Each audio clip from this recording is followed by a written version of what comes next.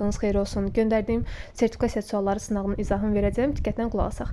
İzaha keçməzdən əvvəl dərslərimiz haqqında qısa məlumat vermək istəyirəm. MİQ və sertifikasiya imtahana bildiyiniz kimi çox qısa müddət qalıb. Çox az vaxt qalıb. Bu vaxtdan maksimum dərəcədə səmərəli şəkildə istifadə etmək istəyən müəllimlərimiz dərslərimizdən yararlana bilərlər. Dərslərimiz hər gün keçirilir, həftənin 7 günü də canlı dərslərimiz keçirilir və hər gün vaxtla onlayn sınaqlar işləyirik. Və təbii ki, elə dərsdəcə izahını verirəm, müzakirələr aparırıq və əsas məqamlar vurğulanır. Hər bir mövzunun əsas məqamları vurğulanır, yada salınır, tez-tez sual-cavab olunursunuz. Və bundan əlavə də sınaq qrupumuz da var ki, hər gün sınaq qrupumuza imtahan səviyyəli, MİQ və sertifikasiya tipli, imtahan tipli sınaqlar göndərilir və təbii ki, izahları ilə birgə.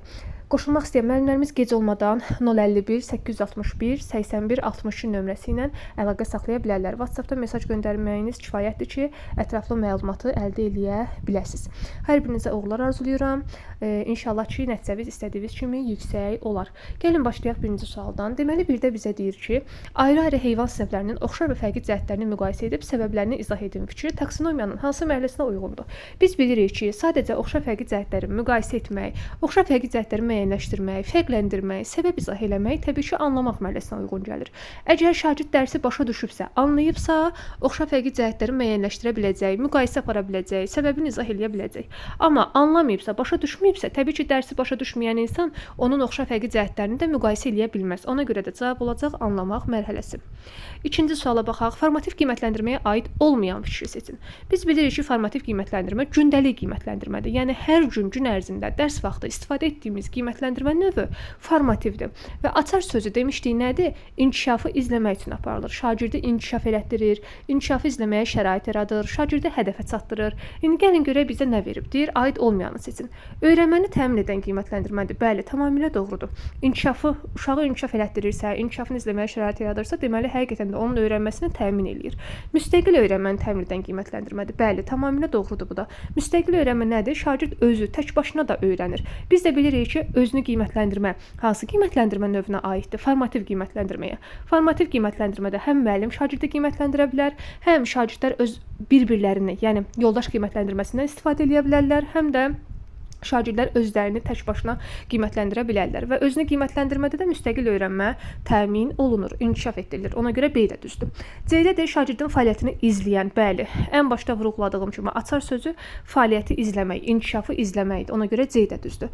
D-də də risk tələb edən qiymətləndirmədir. Xeyr, risk tələb edən qiymətləndirmə yalnız summativ qiymətləndirmədir. Nə formativ, nə də diaqnostik qiymətləndirmə risk təşkil etmir. Çünki onların nəticələri jurnalda qeyd olunmur, yəni rəsmi olaraq heç yerdə qeyd olunmur. Ona görə də risk tələb edən summativdir, formativ deyil. Cavab D variantı. Şagirdə olduğu yerdən hədəfə aparan qiymətləndirmədir. Bəli, həqiqətində uşağı hədəfə çatdırır, inkişaf elətdirir, davamlı olaraq həyata keçirilir. Bax, bunlar aiddir. Amma risk tələb edən deyirsə, bu aid deyil. 2D variantı. 3-ə baxaq. Deyir, qrup işi zamanı qrup lideri dominantlıq edir. Digər şagirdlərin də qrup işində fəal olmasına şərait yaratmır. Deməli, ancaq özü dominantlıq edir, ancaq özü cavab verir. Digər şagirdlərin fəal olmasına şərait yaratmır. İmkan vermir. A-da deyir, müəllim qrup liderini digər sinif yoldaşları ilə motivasiya qurmağa yönləndirməlidir. B-də deyir, müəllim qrup liderini digər sinif yoldaşları ilə antipatiya qurmağa yönləndirməlidir. C-də deyir, müəllim qrup liderini digər sinif yoldaşları ilə refleksiya qurmağa yönləndirməlidir. D-də deyir, müəllim qrup liderini digər sinif yoldaşları ilə simpatiya qurmağa yönləndirməlidir. Y-də deyirsə, empatiya qurmağa yönləndirməlidir. Təbii ki, bunlardan hansı uyğundur? Bir mənalı olaraq empatiya qurmaq. Biz sizlə emosional zəkanın komponentlərini keçmişik. Empatiya, sosial məlumatlıq nə deməkdir? Qarşı tərəfi başa düşmək, özünü qarşı tərəfin yerinə qoya bilmək, qarşı tərəfin hisslərindən agah olmaq, onu da anlamaq, onu da başa düşmək, onun da keçirdiyi hissləri bilmək. Bax, həmin o uşaq ki var, qrup lideri olan uşaq, ancaq özü danışan uşaq. Əgər onda empatiya bacarığı olsaydı, qarşı tərəfin fikirlərini də başa düşsəydi, qarşı tərəfi anlasaydı, özünü onun yerinə qoya bilsəydi, onların da fəal iştirakına şərait yaradardı, ayrı-seçkiliyi salmazdı, onları qıraqda, kənarda saxlamazdı. Ona görə də bu insanda, bu şagirddə hansı bacarıq çatışmır, hansı komponent yoxdur? Empatiya bacarığı çatışmır. Və təbii ki, müəllim onda hansı komponenti inkişaf elətdirməlidir? Empatiya komponentini inkişaf elətdirməlidir. Və biz bilirik ki, empatiya komponenti hansı zəkaya aiddir? Hansı zəkanın komponentidir? Emosional intellektin, emosional zəkanın komponentidir. İnsanın bir-birini başa düşməsi deməkdir. Cavab burada Y variantı. 4-ə baxaq. Deyir, effektiv müəllim-şagird münasibətinə uyğun gələn situasiyanı müəyyənləşdirin. A-da deyir, etnik və milli mənsubiyyət, öyrənmə çətinliklərinin olması kimi amillər şagirdin bullyingə məruz qalmasına təsir edə bilər. Bəli, tamamilə doğrudur. Həqiqətən də milli mənsubiyyətdə, etnik mənsubiyyətdə çətinlik olsa, öyrənmə çətinliyi olsa, uşaqlar bir-biri arasında belə deyim də konflikt yarana bilər. Yəni bir-birlərinə yola getməyə bilərlər, bullyingə məruz qala bilərlər, şiddət göstərə bilərlər bir-birlərinə. Yəni milli mənsubiyyətində etnik mənsubiyyətində əgər çətinliyi olsa, təbii ki, bullyingə məruz qalma ehtimalları var. Ona görə A düzdür. Çətinlik varsa, deməli bullying də baş verə bilər. B-də deyir, müəllimin sinifdə davamlı olaraq çobud ifadələrdən istifadə etməsi şagirdi qeyri-verbal bullyingə məruz qoyması deməkdir. Biz bilirik ki, çobud ifadələrlə kimisə incitmək, kiməsə şiddət göstərmək, pis sözlə, çobud ifadə ilə hansı bullying növünə aid idi? Təbii ki, sözlə incitmək verbal bullyingə aiddir. Amma burada nə yazıb? Qeyri-verbal. Qeyri-verbalda söz yoxdur. Qeyri-verbalda jest mimikalarla kimisə incitmək var. Qeyri-verbalda şəkillə, görüntü ilə, karikatura ilə kimisə incitmək var. Orada söz yoxdur. Sözlə incitmək verbaldadır. Deməli, bu səhvdir. Qeyri-verbal yox, verbal olmalı idi. Tez-tez ümumi valideyn icazı keçirməklə valideyn-məktəb əlaqələrini gücləndirmək mümkündür. Xeyr, tez-tez valideyn icazı keçirmək valideyn-məktəb əlaqəsini gücləndirmir. Müəyyən müddət ərzində keçirilə bilər, amma tez-tez dəqiqə başı iclas keçirməklə biz aradakı o münasibəti tənzimləyə bilmərik. Sadəcə belə deyim də düzgün vaxtda və düzgün şəkildə, pozitiv şəkildə keçirilməlidir valideyn icazı. Tez-tez deyirsə, deməli C yanlışdır. D-də deyir, göz kontaktı və gülümsəmə effektiv şagird-müəllim münasibətinin qurulmasına müsbət təsir göstərmir. Xeyr, tamamilə yanlışdır. Göz kontaktı, gülümsəmə təbii ki, vacib nüanslardan biridir. Şagirdlə müəllim arasında pozitiv münasibət, pozitiv ünsiyyət qurmağımıza kömək eləyir göz kontaktı, gülümsəməmiz, kömək eləyir. Amma burada deyir ki, təsir göstərmir. Deməli, D də səhvdir. Y-də deyir, müəllim yalnız şagirdin davranışı və akademik göstəriciləri ilə bağlı problem və narahatlıq yarandıqda valideynlərlə əlaqə saxlamalıdır. Onda belə çıxır ki, uşağın problemi olmayanda, məsələn, bütün hər şey yerli yerində olanda, nümunəvi uşaq olanda, belə çıxır ki, biz o uşağın valideyni ilə əlaqə saxlamamalıyıq. Xeyr, təbii ki, yanlışdır. Əlaqə saxlamalıyıq. Ümumiyyətlə, valideynlə ancaq şikayətləri bildirmək üçün əlaqə saxlanılmır ki, biz pozitiv ünsiyyət, pozitiv münasibət qurmağı bacarmalıyıq. Şagirdin müsbət tərəflərini də vurğulamaq üçün ondan əməkdaşlıq etməliyik. Ona görə Y variantı yalnız dediyinə görə yanlışdır. Bir dənə doğru olan cavab A variantıdır. 5-ə baxaq. Deyir, xəstənin əlamətləri əsasında onda hansı xəstəliyin olduğunu müəyyən edib, səbəblərini izah edin və sağalması üçün müəyyən təkliflər irəli sürün. Bir çoxunuz burada çaşmısınız, yanlışa yol vermisiniz. Baxın, bu tip suallarda fikir verirsinizsə, şagird neyinir? Öyrəndiyindən istifadə eləyir və öyrəndiyini təklifə irəli sürərək tətbiq eləyir. Yəni, burada uşaq özündən nəsə icad eləyə bilməz. Hər hansı bir xəstəliyi sağaltmaq üçün uşaq orada özündən nəsə icad eləmir, özündən dərman icad eləmir, özündən nə bilim üsul, hər hansı bir metod icad eləmir, kəşf eləmir. Uşaq sadəcə biologiya dərsində öyrənib ki, filan əlamətlər olanda filan xəstəlik, belə deyim də, filan xəstəliyə aid ola bilər və o xəstəliyi də aradan qaldırmaq üçün filan ardıcılığa əməl etmək lazımdır, filan üsullardan istifadə etmək lazımdır. Şagird də həmin o öyrəndiklərini istifadə eləyir və bu tapşırıq üzərində tətbiq etmiş olur ki, həmin o əlamətlər filan xəstəliyə aiddir və bu xəstəliyi bu cür yolla sağaltmaq mümkündür. Bax, burada iş icrası var. İş icrası ardıcıllığı tapır ki, görəsən o xəstəni sağaltmaq üçün hansı metoddan istifadə etmək lazımdır. Necə ki, məsələn, riyaziyyat dərsində uşağa məsələ verir, uşaq gedir o məsələni həll eləyir, tətbiq eləyir, düzdür, həll eləyir də, öyrəndiklərindən istifadə edərək tapşırıq üzərində tətbiq eləyir. Burada da biologiya dərsində şagirdə bir sanki xəstə verilib, deyir ki, bu xəstənin əlamətlərinə bax, hansı xəstəliyi olduğunu müəyyənləşdir və onu sağalt. Elə bildir ki, onu sağalt. Sağalması üçün təkliflər irəli sür. Yəni, o xəstəni sağalt, o pasiyenti sağalt. Uşaq bir növ orada öyrəndiklərindən, biologiya fənnindən öyrəndiklərindən istifadə edərək onu sağaltmağa çalışır. Təkliflər irəli sürür ki, o pasiyenti, o xəstəni sağaltsın. Fikir verirsinizsə, burada nə var? Öyrənilən hər hansı bir qaydanın tətbiqi var. Uşaq burada öyrəndiklərindən istifadə edib tətbiq edəcək o xəstə üzərində. Ona görə də cavab olacaq tətbiq etmək mərhələsi. 6-ya baxaq. Sinfin idarə edilməsi mexanizminə uyğun gələn situasiyanı müəyyənləşdirin. Biz demişik ki, sinfin idarə edilməsi bir bacarıqdır. Müəllimin dərs keçmə qabiliyyəti, dərs keçmə bacarığı başqa bir bacarıqdır. Yəni sən təlim nəticəsidir, təlim nəticəsini elan etmək, meyar müəyyənləşdirmək, uşaqları qiymətləndirmək, dərs keçmək, izah eləmək, bunları idarə etməyə aid eləmək olmaz. Çünki idarə etmədə biz demişdik ki, hansı məqamlar var? Gözlənti, qayda və prosedur. Vəssalam. Gözlənti, qayda, prosedur. Sinfi idarə etmə bacarığımızdan asılıdır bütün bunlar. İndi bizə deyir ki, uyğun gələni seç. A-da deyir, müəllim şagirdlərin şəxsiyyətini önə çəkərək onların davranışlarına rəy bildirməlidir. Xeyr, tamamilə yanlış cümlədir. Biz demişik ki, uşaqlara rəy verəndə onların şəxsiyyətinə yox, şəxsi keyfiyyətlərinə yox, nəyinə rəy verməlidir? İdraki fəaliyyətinə rəy verməlidir. Amma burada şəxsiyyətin önə çəkir. Ona görə A səhvdir. B-də deyir, qaydaların sayını 6-8 arası saxlamaq ən optimal seçimdir. Xeyr, demişdik ki, qaydaların sayı 3-4 arası olmalıdır. 3-5 arası olmalıdır. 6-8 yox, 3-5. Ona görə B də səhvdir. C-də deyir, sinif qaydaları tərtib edərkən təsdiq cümlələri qurmaq yerinə xeyr, olmaz kimi sözlərdən istifadə daha yaxşı olar. Xeyr, mən vurğulamışdım ki, qaydalar tərtib edəndə inkar cümlələrdən qaçmalıyıq. Təsdiq cümlələrdən daha çox istifadə etməliyik. Ona görə C variantı yanlışdır. Təsdiq cümlələrdən istifadə etsəz daha yaxşı olar. D-də deyir, sinifdə davranışla bağlı problemlərin həllində müəllim reaktiv və proaktiv yanaşma göstərə bilər. Bəli, tamamilə doğrudur. Həqiqətən də davranışla bağlı problemlərin həllində müəllim hər hansı bir problemlə rastlaşanda reaktiv yanaşmada göstərə bilər, proaktiv yanaşmada. Hansı fərqləri var idi? İzahda necə demişdik? Demişdik ki, proaktiv müəllim düzgün yanaşma göstərir. Hər hansı bir problemlə rastlaşanda həmin problemi həll etməyə çalışır və hazırlıqlı müəllimdir. Hər zaman B planı olan bir müəllimdir. Məsələn, tutaq ki, dərs vaxtı elektron lövhədə hər hansı bir nasazlıq yaranıb, texniki nasazlıq.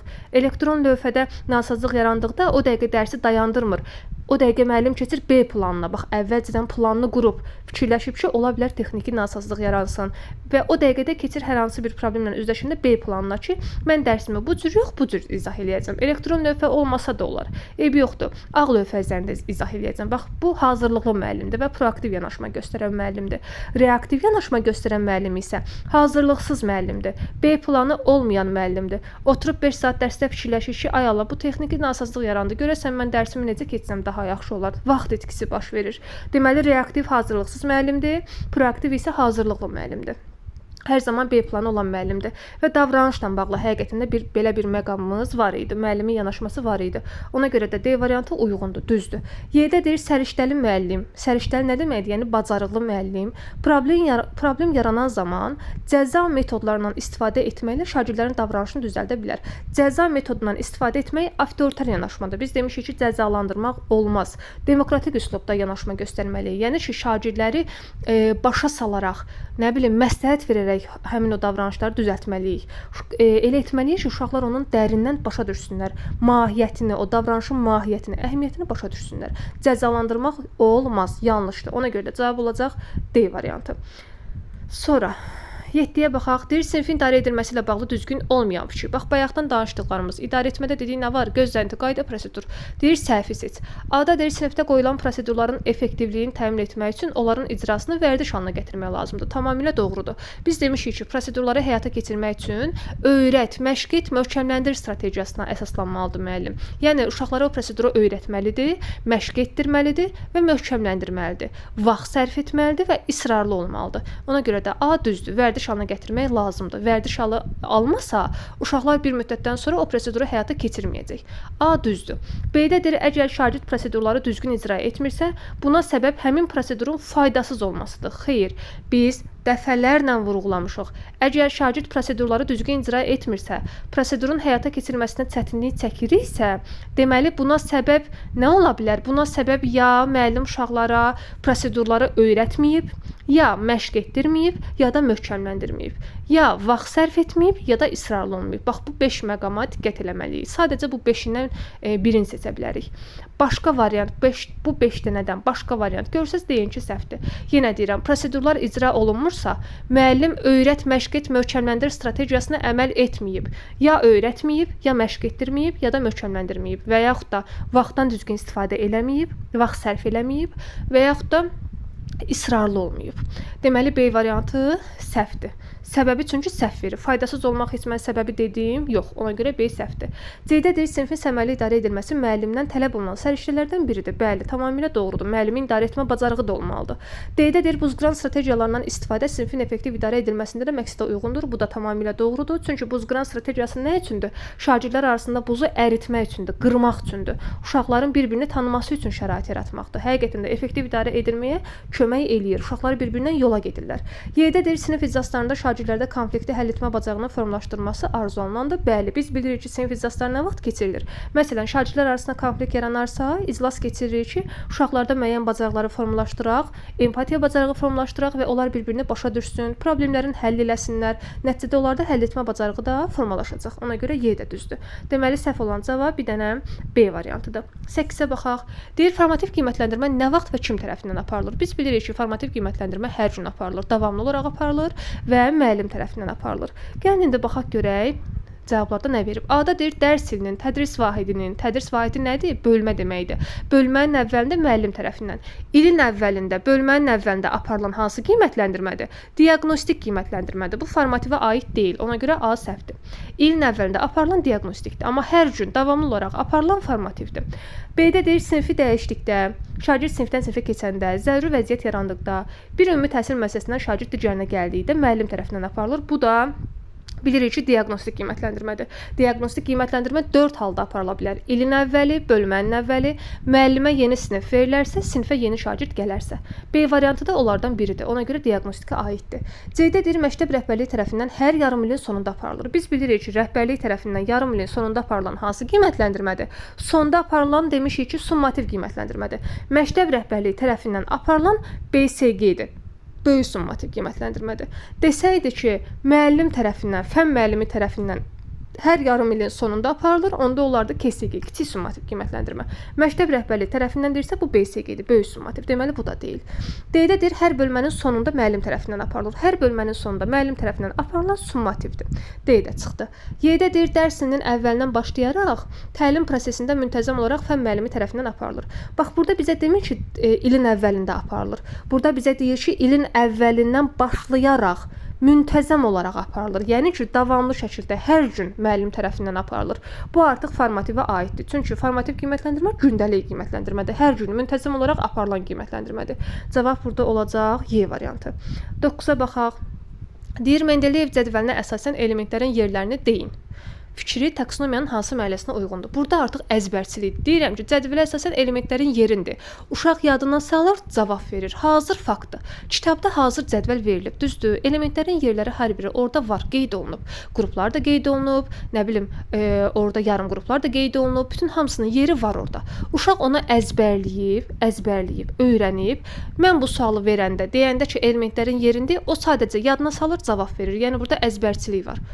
Əgər desəydim ki, elementlərin xüsusiyyətlərini izah elə, onda gərək uşaq başa düşsün, anlasın ki, onu mənə öz sözlərinin izah eləyə bilsin. Onu da anlamaq olardı. Amma sadəcə elementlərin yerlərini sadala deyirəmsə, bu xatırlamaq mərhələsinə uyğun olur. Uşaq sadəcə yadına salır, xatırlayır, cavab verir. Yerlərin yadına salıb cavab verir. Ona görə cavab olacaq C variantı. Ona baxaq. Deyir, beyin həmləsinə aid olmayan fikri müəyyənləşdirin. Biz bilirik ki, beyin həmləsi iş üsullarından biridir. Motivasiya mərhələsi üçün əlverişlidir və müəllim beyin həmləsi zamanı nə edir? Şagirdlərə düşündürücü suallar təqdim edir ki, uşaqlar kreativ ideyalar səsləndirsinlər. A-da deyir, problemli situasiyanın həll edilməsi yolları birlikdə düşünülür, təqdim edilir. Bəli, tamamilə doğrudur. Dediyi ki, müəllim uşaqlara düşündürücü sual verir. Yəni, problemli situasiya təqdim edir. Uşaqlar da nə edirlər? Problem üçün həll yolları axtarırlar. Yəni, kreativ ideyalar səsləndirirlər və təqdim edirlər bizə. Ona görə A düzdür. B-də deyir, şagird müxtəlif kreativ ideyaları bir yerə gətirmək və problemin həll yollarını tapmaq üçün bu üsuldan istifadə edir. Bu da tamamilə doğrudur. Şagirdlər kreativ ideyalar səsləndirirlər, problemi həll etməyə çalışırlar. B-də düzdür.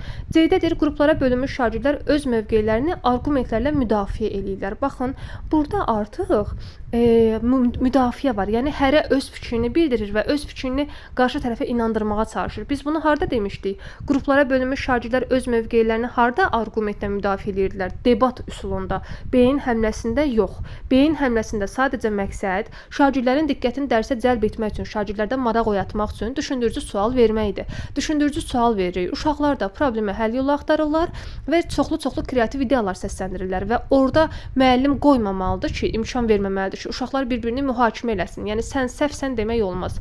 Amma burada isə öz arqumentləri müdafiə edirlər. Yəni burada bir-birlərini mühakimə də eləyə bilərlər. Bu artıq debat üsuludur. Bir-birlərinə rəy də verə bilərlər. Bu debat üsuludur. Beyin həmləsinə aid üsul, aid xüsusiyyət deyil. Ona görə cavab belə C variantıdır. D-də deyir, şagirdlər prosesdə bir-birlərinin cavab və fərziyyələrini dinləyirlər. Bəli, dinləmə var beyin həmləsində. Hər hansı bir uşaq kreativ ideya səsləndirəndə digərləri təbii ki, onu dinləyir. Y-də deyir, motivasiyada ən yaxşı üsul hesab olunur. Bəli, bu da tamamilə doğrudur. Motivasiya üçün ən əlverişli üsulumuz beyin həmləsi idi. Vəssalam, bu qədər. Ümid edirəm bütün suallar aydın oldu. Nə qaranlıq qalsa bir də soruşarsınız. Sağ olun, hələlik görüşərik inşallah.